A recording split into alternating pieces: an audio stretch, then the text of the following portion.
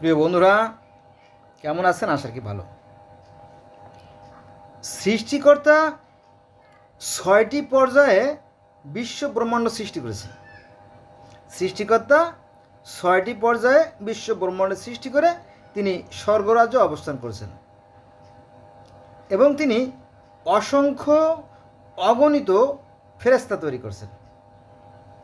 তারপরে এই ফেরেশতার মধ্যে আবার ৪জন প্রধান ফেরেশতা তৈরি করছেন: আজরাইল, জিব্রাইল, ইসরাফিল, মিকাইল। ঠিক আছে, আমি ইসলাম ধর্মের কথা আগেই বললাম। তারপরে সাধারণ ফেরেশতার মধ্যে যারা, তাদের মধ্যে ১ নম্বরে আছে আপনার কেরামিন, ২ নম্বরে কাতেবিন, ৩ নম্বরে মুনকার, ৪ নম্বরে নকির, ৫ নম্বরে হারুত, ৬ নম্বরে মারুত, ৭ নম্বরে দোজখের ফেরেশতা মালেক এবং ৮ নম্বরে জান্নাতের ফেরেশতা রেদওয়ান সহ আরও অসংখ্য ফেরেশতা আছে। ঠিক আছে, এটা হচ্ছে ইসলাম ধর্মের কথা। তো এই একই কাহিনী তাওরাতে আছে, জব্বুরে আছে, ইনজিল বাইবেলে আছে।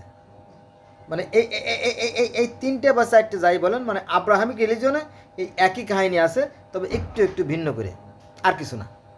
বোঝা গেছে? ফলে এই যে ৩টে ধর্ম, অর্থাৎ ইহুদি ধর্ম, খ্রিস্টান ধর্ম, ইসলাম ধর্ম, এই ৩টে ধর্মকেই একসঙ্গে বলা হয় আব্রাহামিক রিলিজিয়ন বা ইব্রাহিম নবীর ধর্ম। কারণ ইব্রাহিম নবী এক ঈশ্বরের কথা বলতেন, এরাও সে এক ঈশ্বরের কথা বলে। এখন সনাতন ধর্ম তো তাই বলে, কিন্তু ওই যে আমাদের মধ্যে যে হিংসা, বিদ্বেষ, ঘৃণা কাজ করে, এই জন্য ওইটা জানা হয়ে ওঠে না। চলেন সে ব্যাপারে কিছু কথা বলি। যেমন গোলকধাম বা সেই বৈকুণ্ঠ বা সেই ঈশ্বরের যে স্বর্গরাজ্য, সেই স্বর্গরাজ্যে তিনি কি করলেন? স্বর্গরাজ্য থেকে আগত সেই ডিম্ব, সৃষ্টিকর্তা একটা ব্রহ্ম অণ্ড তৈরি করলেন। কোরআনে বলা হয় এই ডিম্বকে বা অণ্ডকে বলা হয় আদাহাহা, মানে ডিম বা বয়জা বা আন্ডা। আচ্ছা, সেই আন্ডা দ্বিখণ্ডিত হয়ে ভেঙে যায়। সেই আন্ডা দ্বিখণ্ডিত হয়ে ভেঙে যায়। আপনি জানেন না, যখন মুরগির বাচ্চা বা হাঁসের বাচ্চা বা পাখির বাচ্চা যখন ডিম থেকে বাচ্চা বেরোয়, তখন কি হয়? ডিমের যে খোলসটা থাকে ফেটে যায়। সেই কথাটা এখানে চলে আসছে, একই কথা। ভালো করে গভীরভাবে চিন্তা করবেন কি বলছে। তো সেই যে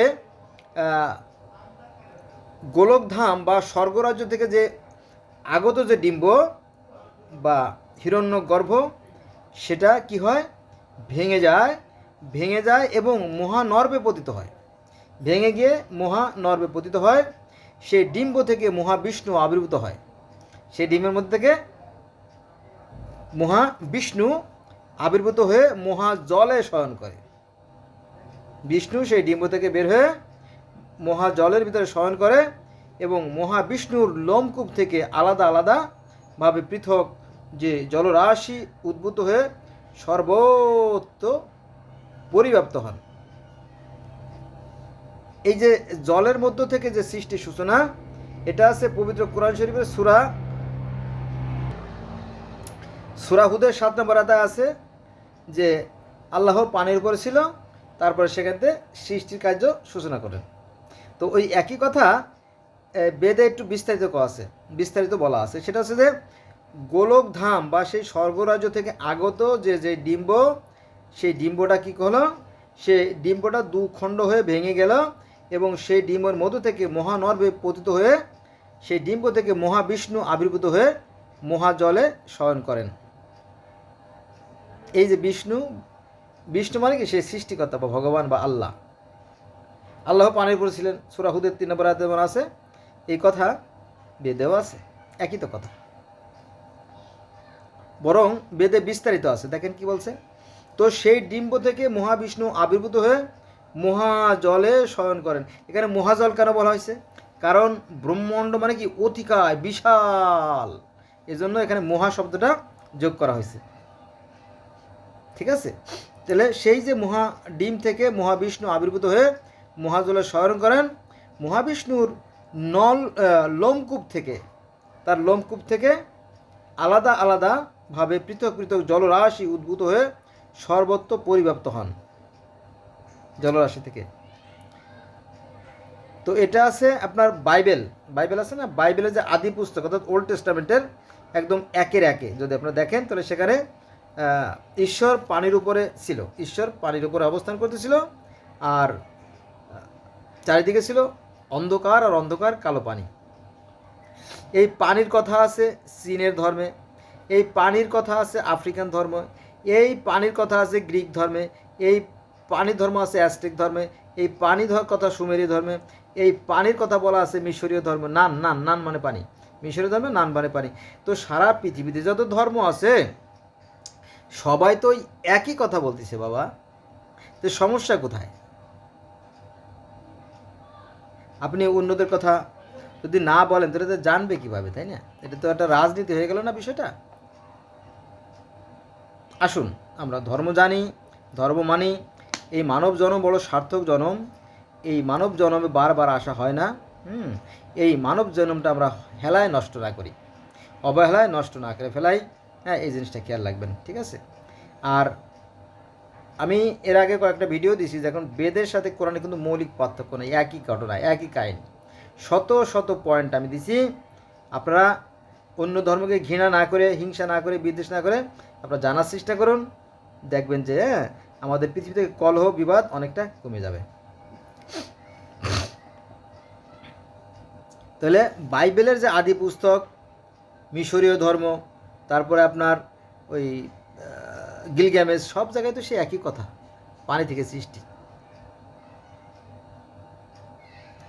গ্রিক ধর্মেও সেই একই কথা, পানি থেকে সৃষ্টি। তারপর মাটি থেকে মানুষ সৃষ্টি, সে কথা বলা আছে যদি আপনারা দেখতেন। যাক, তো বাইবেলের আদি পুস্তকের প্রথম পৃষ্ঠায় অর্থাৎ একের একে এই যে পানির উপরে সৃষ্টিকর্তা আত্মার উপরে অবস্থান করতেছিলেন, আর চারিদিকে অন্ধকার অন্ধকার কালো পানি। তারপরে তিনি বললেন যে আলোকিত হও, আলোকিত হলো, দিন হলো, রাত হলো, তাই না? দিনের বেলা রাজত্ব করার জন্য সূর্য, আর রাতের বেলা রাজত্ব করার জন্য চাঁদ হলো, তাই না? তারপরে আপনার মাটি গজিয়ে গজিয়ে পৃথিবীটা তৈরি হলো, তারপরে বিভিন্ন ধরনের গাছপালা তৈরি হোক জোড়ায় জোড়ায় এবং তাদের বীজ হোক, এই কথা কিন্তু আছে আদি পুস্তকে অর্থাৎ বাইবেলে।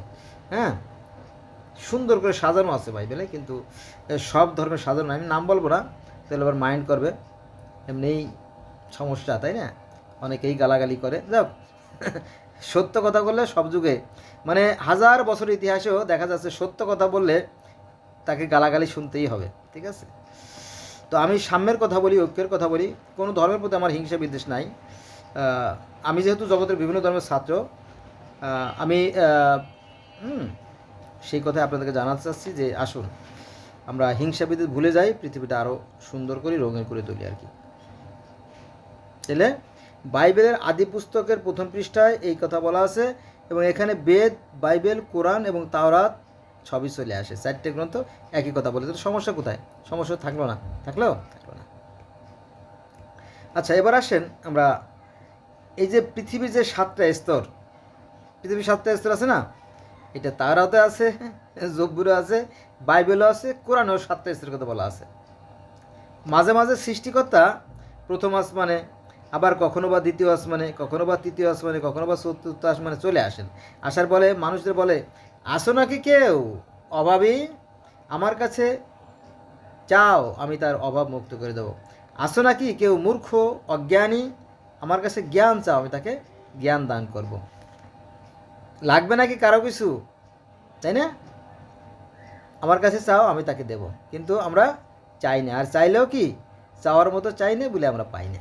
বোঝা গেছে বিষয়টা? এটা আচ্ছা, 1 নম্বরে ব্রহ্মাণ্ডের মধ্যস্থলে ভূলোক, 2 নম্বরে ভূলোকের ঊর্ধ্বে ভূবলোক, 3 নম্বরে ভূবলোকের পর স্বর্গলোক, 4 নম্বরে জনলোক, 5 নম্বরে মহালোক, 6 নম্বরে তপলোক ও সত্যলোক, আর 7 নম্বরে অধলোক। এটা গেল ঊর্ধ্বে জগতের 7টা স্তর, আর নিম্ন স্তরের 7টা স্তর আছে। অনেক সুন্দর, তাই না? এটা কি এই তথ্যগুলো কোরআনেও আছে, তবে একটু ভিন্নভাবে আর কি, এলোমেলোভাবে আছে।